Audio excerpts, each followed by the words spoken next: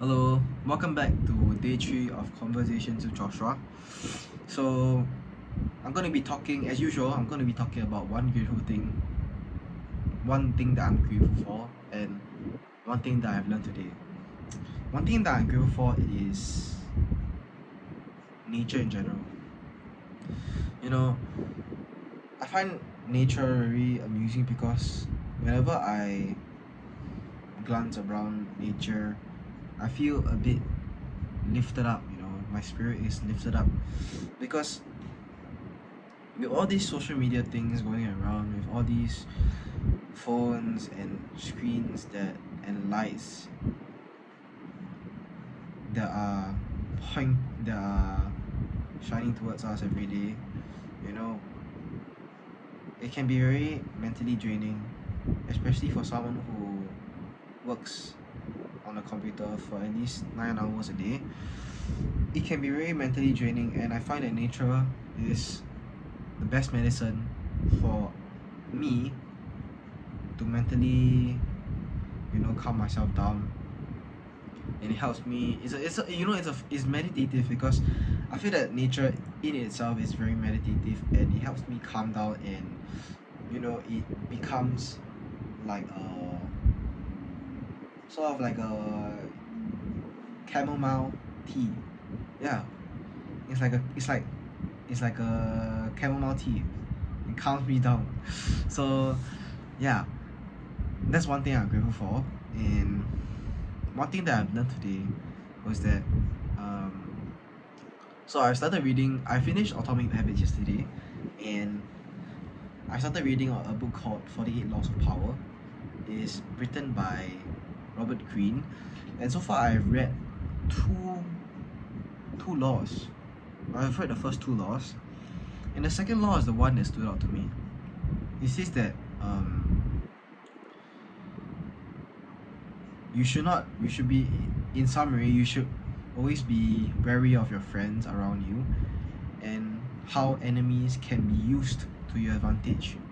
So let me try to explain this. So if let's say you have a friend group, and then you have, you know, maybe in high school or secondary school, you have a friend group, and then you talk about each other, you talk about each other, you joke with each other, you do videos with each other, and one day, 5 years later, in a blink of an eye, one member of the group becomes rich, or becomes super rich, becomes what, like a millionaire or multi-millionaire, and these things happen.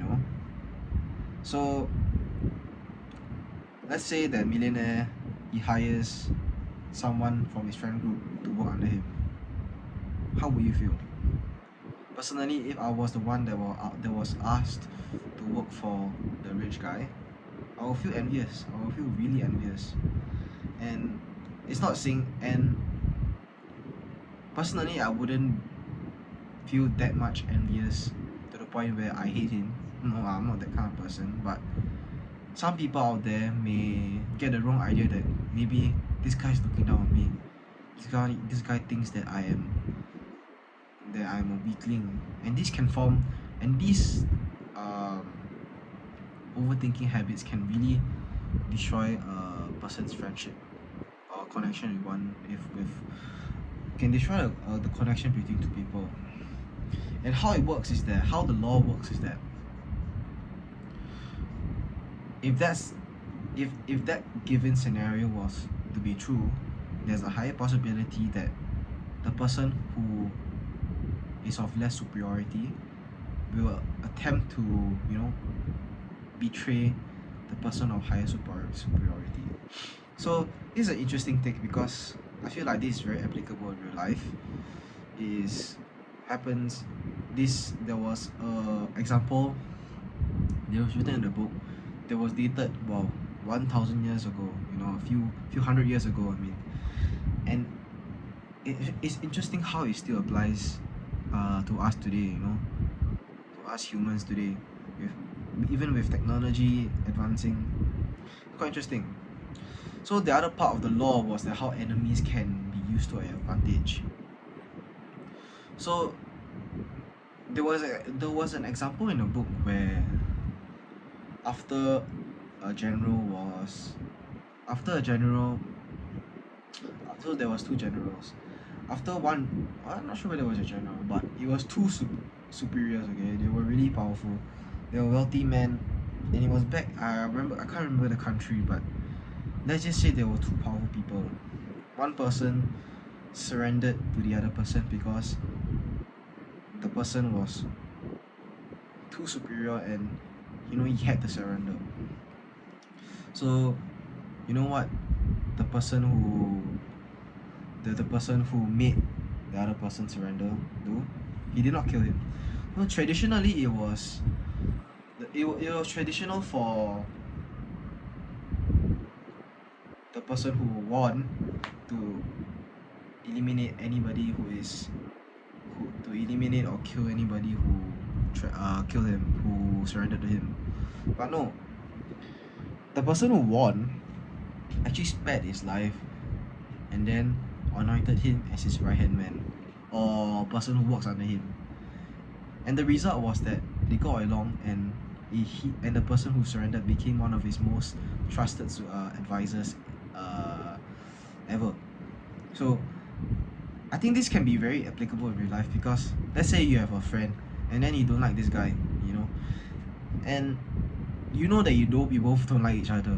But let's say if you guys work together, I think there's a high possibility that you guys will bond together, because you two have something to prove to each other.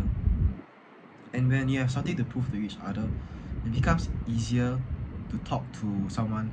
It becomes easier to level the playing grounds. And in men especially, competitiveness is super important. I can't stress how being competitive is super important. And yeah, that's what I've learned. And so in summary, I'm grateful for nature in general, and I learned a law where keep your friends close to have your friends have as many friends as you want, but always have a tight knit circle with people that you can trust regardless, and how enemies can be used to your advantage. Yeah, thank you. I'll see you tomorrow then.